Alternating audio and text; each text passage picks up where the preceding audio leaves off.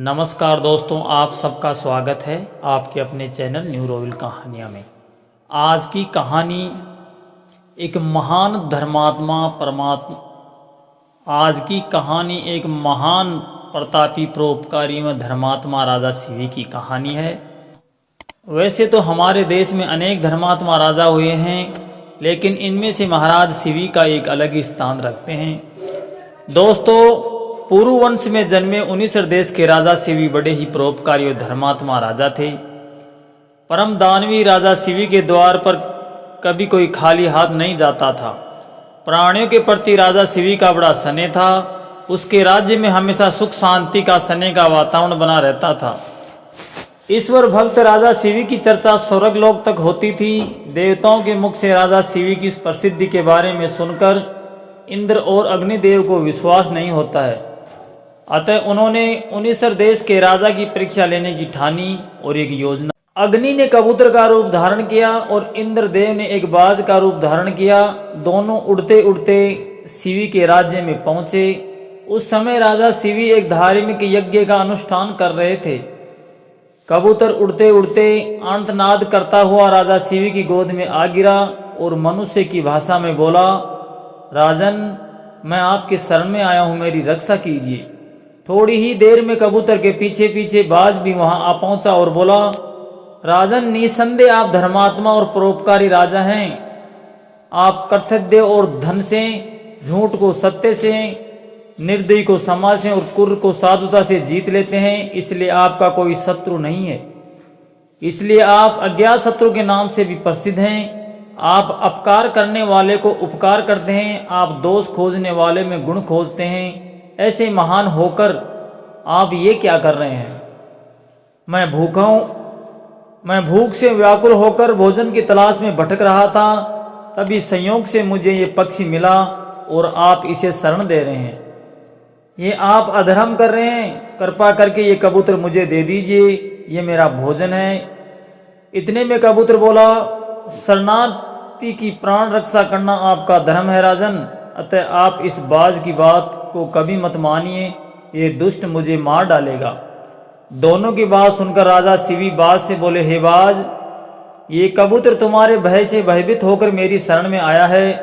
अतः ये मेरा शरणार्थी है। मैं अपनी शरण आए शरणार्थी का त्याग कैसे कर सकता हूँ? जो मनुष्य भय, लोभ, ईर्ष्या, लज्जा व देशु से शरणागत की रक्षा नहीं करते या उसे त्याग देते हैं, उन्हें ब्राह्मण हत्या के समान पाप लगता है। सभी जीवों को अपने प्राण प्रिय होते हैं। समर्थ और बुद्धिमान मनुष्यों को चाहिए कि असमर्थ में मृत्यु भय भयभीत जीवों की रक्षा करे।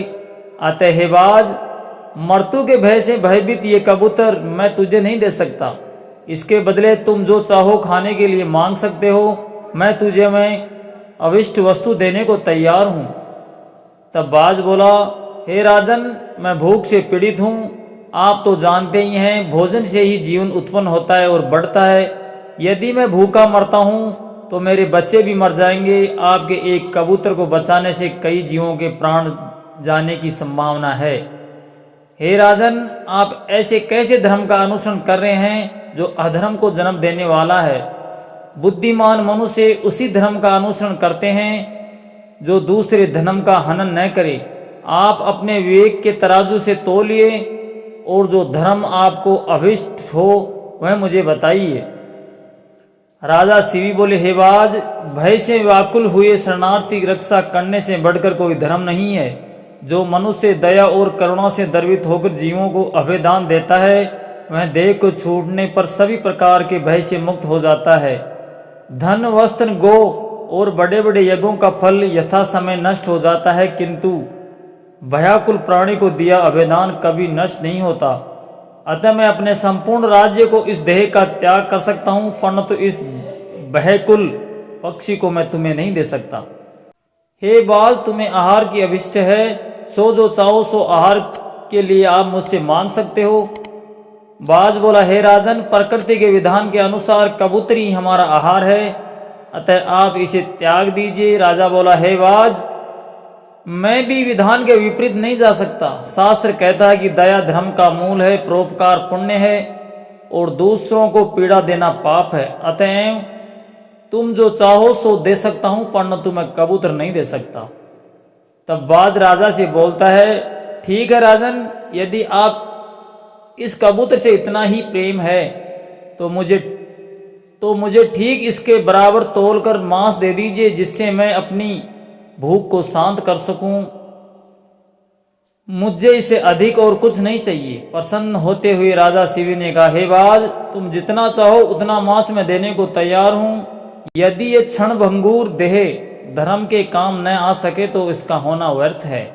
ये कहकर राजा ने तराजू मंगवाया और उसके एक पलड़े में कबूतर को बिठा दिया।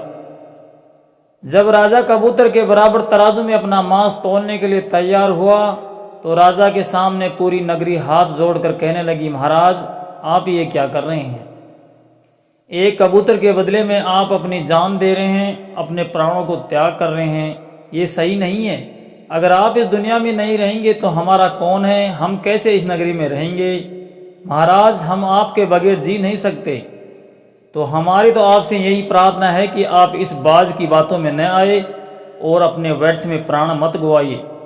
प्रजा की बात सुनकर राजा प्रजा को समझाता है। राजा बोला कि आप मुझे मेरे कर्तव्य से मत भटकाओ। मेरा धर्म मेरे शरीर से बड़ा नहीं है। मेरा धर्म शरीर से बड़ा है।